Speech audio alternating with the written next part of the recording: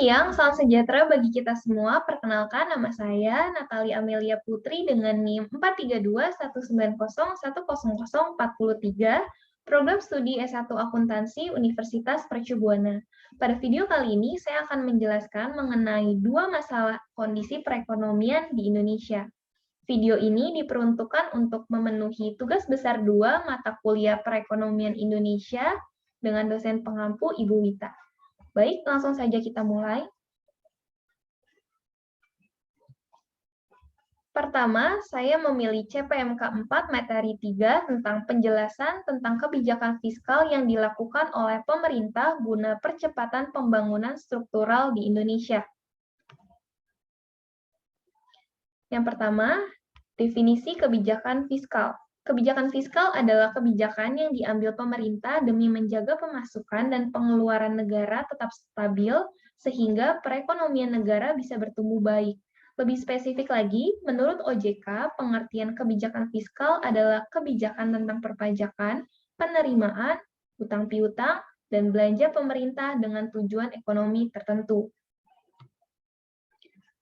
Selanjutnya, kebijakan fiskal yang dilakukan oleh pemerintah guna percepatan pembangunan struktural di Indonesia, yaitu pemerintah terus meningkatkan percepatan reformasi struktural dengan yang pertama, mendorong investasi langsung yang berorientasi ekspor, yang kedua, meningkatkan integrasi perekonomian Indonesia ke dalam ekonomi global, yang ketiga, mendorong pertumbuhan sektor manufaktur dan non-komoditas.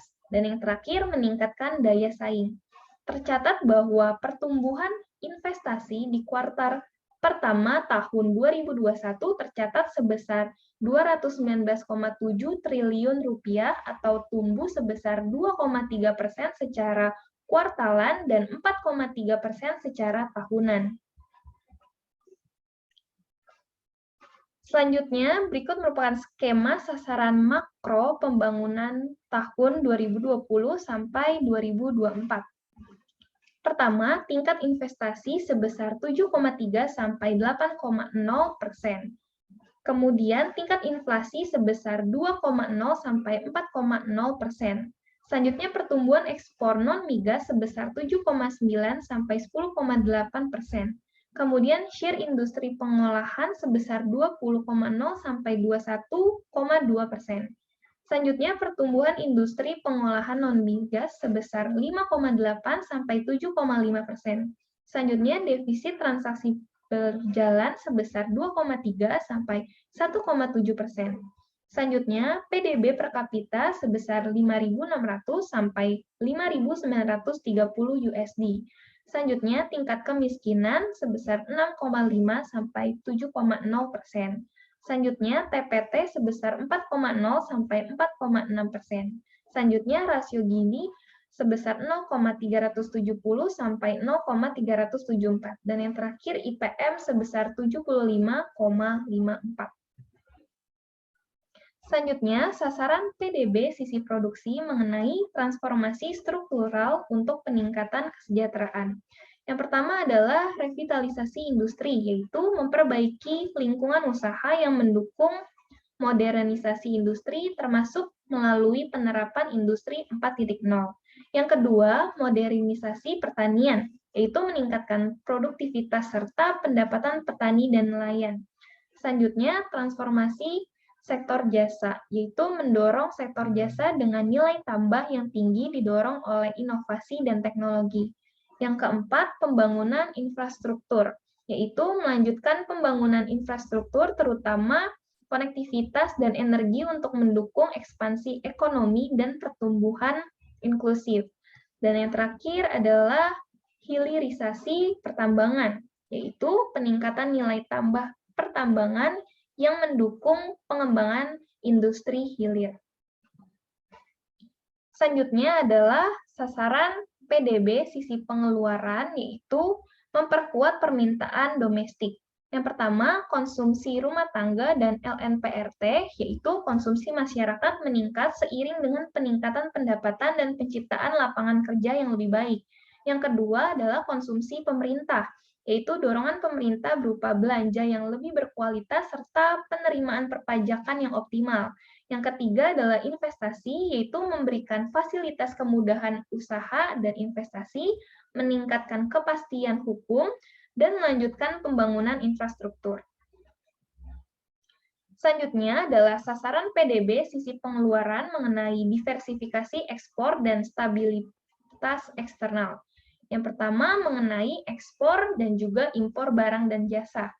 Kontribusi net ekspor diharapkan menuju positif, didukung oleh revitalisasi sektor industri, pengolahan yang mendorong diversifikasi produk ekspor, dan ketergantungan terhadap impor.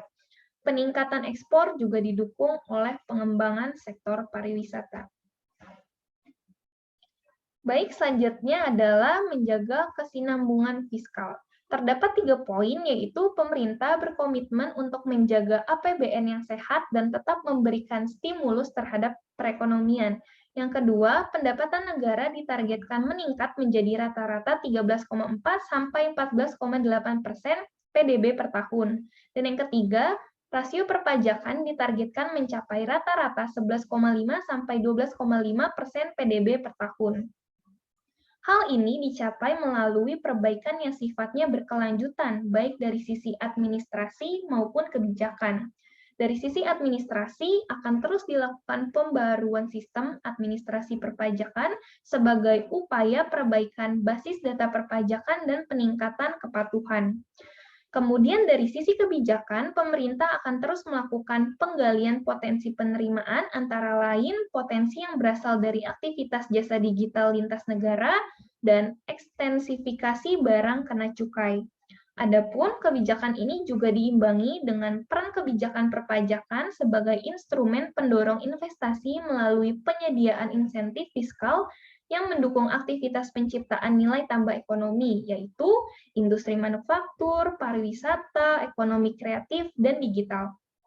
Stimulus terhadap perekonomian lainnya juga dilakukan dengan penajaman belanja negara. Baik, selanjutnya mengenai pembahasan kedua, yaitu yang saya pilih CPMK 5, materi 4, mengenai hubungan kebijakan percepatan pembangunan tersebut bagi peran Indonesia dalam menghadapi globalisasi ekonomi. Pembangunan ekonomi. Pembangunan ekonomi Indonesia pada masa yang akan datang harus berbeda dari wujud perekonomian Indonesia sebelum terjadinya krisis. Wujud perekonomian yang akan dibangun harus lebih adil dan merata, mencerminkan peningkatan peran daerah dan pemberdayaan seluruh rakyat, berdaya saing dengan basis efisiensi, serta menjamin keberlanjutan pemanfaatan sumber daya alam dan lingkungan hidup. Baik, di sini ada poin-poin penting. Pertama, pembangunan ekonomi dilaksanakan berdasarkan sistem ekonomi kerakyatan untuk mencapai kesejahteraan rakyat yang meningkat, merata, dan berkeadilan. Yang kedua, pembangunan ekonomi berlandaskan pengembangan otonomi daerah dan peran serta aktif masyarakat secara nyata dan konsisten. Yang ketiga, pembangunan ekonomi harus menerapkan prinsip efisiensi yang didukung oleh peningkatan kemampuan sumber daya manusia dan teknologi untuk memperkuat landasan pembangunan berkelanjutan dan meningkatkan daya saing nasional. Kemudian yang keempat, pembangunan ekonomi berorientasi pada perkembangan globalisasi ekonomi internasional dengan tetap mengutamakan kepentingan ekonomi nasional. Kemudian yang kelima, pembangunan ekonomi makro harus dikelola secara hati-hati, disiplin, dan bertanggung jawab dalam rangka menghadapi ketidakpastian yang meningkat akibat proses globalisasi. Yang keenam, pembangunan ekonomi dilaksanakan berdasarkan kebijakan yang disusun secara transparan dan bertanggung gugat, baik dalam pengelolaan publik, pemerintahan, maupun masyarakat. Dalam kaitan itu, pemerintah perlu bersikap tidak memihak serta menjaga jarak dengan perusahaan-perusahaan dan asosiasi-asosiasi perusahaan. Kemudian yang terakhir, yang ketujuh, pembangunan ekonomi harus berlandaskan keberlanjutan sistem sumber daya alam, lingkungan hidup, dan sistem sosial kemasyarakatan untuk meningkatkan kesejahteraan rakyat. Selanjutnya yaitu peran pemerintah ada 4. Peran yang dapat diambil oleh pemerintah dalam proses pembangunan ekonomi di Indonesia yaitu sebagai entrepreneur, koordinator, fasilitator, dan stimulator untuk melakukan inisiatif dan inovatif dalam pembangunan di Indonesia. Poin pertama, entrepreneur. Peran pemerintah sebagai entrepreneur adalah merupakan tanggung jawab untuk menjalankan suatu usaha bisnis. Pemerintah harus mampu mengelola aset-aset dengan lebih baik dan ekonomis, sehingga mampu memberikan keuntungan bagi Indonesia. Yang kedua, koordinator. Pemerintah harus mampu bertindak sebagai koordinator dalam pembangunan ekonomi di daerahnya, yaitu melalui penetapan kebijakan-kebijakan atau mengusulkan strategi-strategi pembangunan ekonomi yang komprehensif bagi kemajuan Indonesia. Yang ketiga, fasilitator. Pemerintah dapat berperan sebagai fasilitator dengan cara mempercepat pembangunan melalui perbaikan lingkungan. Hal ini perlu dilakukan untuk mempercepat proses pembangunan dan prosedur perencanaan serta pengaturan penetapan tata ruang daerah yang lebih baik. Peran fasilitator tidak hanya penyediaan atau perbaikan lingkungan, tetapi pemerintah harus membantu dunia usaha dalam memberikan kemudahan perizinan bagi investor yang tertarik untuk menanamkan modalnya, juga mencegah kelestarian lingkungan alam sekitarnya.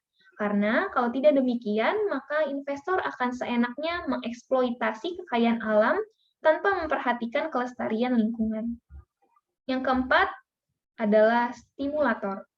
Pemerintah dapat berperan sebagai stimulator dalam penciptaan dan pengembangan usaha melalui tindakan-tindakan khusus yang dapat mempengaruhi dunia usaha untuk masuk ke daerah tersebut dan menjaga agar perusahaan-perusahaan yang telah ada tetap eksis berada di daerah tersebut. Stimulus ini dapat dilakukan antara lain dengan pembuatan brosur-brosur pembangunan kawasan industri, pembuatan outlet untuk produk-produk usaha mikro, kecil, dan menengah atau UMKM, dan koperasi. Membantu UMKM dan koperasi untuk melakukan pameran dan sebagainya. Selanjutnya, reformasi struktural. Pemerintah Indonesia di bawah kepemimpinan Bapak Presiden Joko Widodo telah menerapkan beberapa reformasi struktural yang bertujuan pertumbuhan ekonomi jangka panjang, tetapi menyebabkan kesulitan dalam jangka pendek. Pemerintah menempatkan prioritas tinggi pada pembangunan infrastruktur, yaitu dibuktikan dengan anggaran infrastruktur pemerintah yang meningkat tajam, dan investasi dibuktikan dengan program-program deregulasi yang dirilis dan insentif fiskal yang ditawarkan kepada para investor. Terakhir adalah globalisasi ekonomi. Di tengah agenda pembangunan jangka menengah dan tantangan global, pemerintah dalam APBN menetapkan ruang fiskal yang diperoleh oleh restrukturisasi belanja subsidi yang dialihkan antara lain untuk mendukung pembangunan infrastruktur seperti jembatan, jalan, listrik, irigasi, dan lainnya. Yang menjadi prioritas utama dengan adanya peningkatan anggaran yang signifikan dari 190 triliun rupiah menjadi 290.000 triliun rupiah.